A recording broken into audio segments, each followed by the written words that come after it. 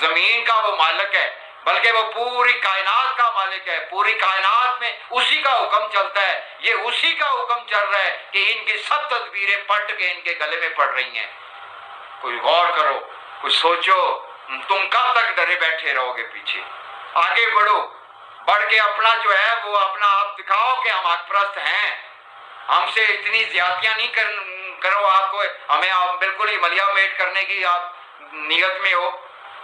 بہرحال مسلمانوں کو، حق پرستوں کو، انسانیت کے علمبرداروں کو سوچنے کی جگہ ہے کہ جب خدا کی ذات تمہارا ساتھ دے رہی ہے کہ وہ جتنا بڑا بھی کاری وار کرتے ہیں تمہارے اوپر، ان کا وار جو ہے وہ زیرو ہو جاتا ہے اور تم محفوظ ہو جاتے ہیں. تم اس علامت سے جو ہے غور نہیں کرتے اس بات کے اوپر کہ کتنی ہی تدبیریں ہوئی انہوں نے ہمیں مارنے کی ہیں، ملیا میٹ کرنے کی ہیں، مگر وہ سب تدبیریں انہی پہ پڑ جا پڑی ہیں.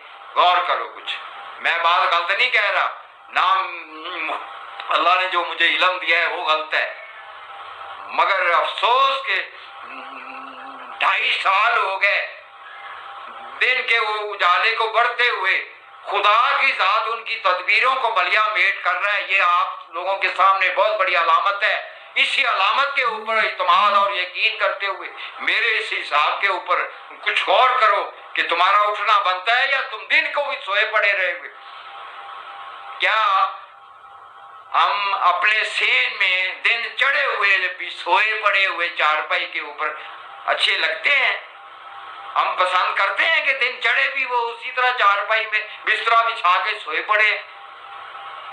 تم لوگ اسی طرح ہو.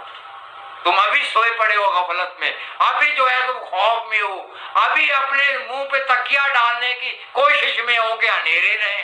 پھر تم خود مجرم ہو.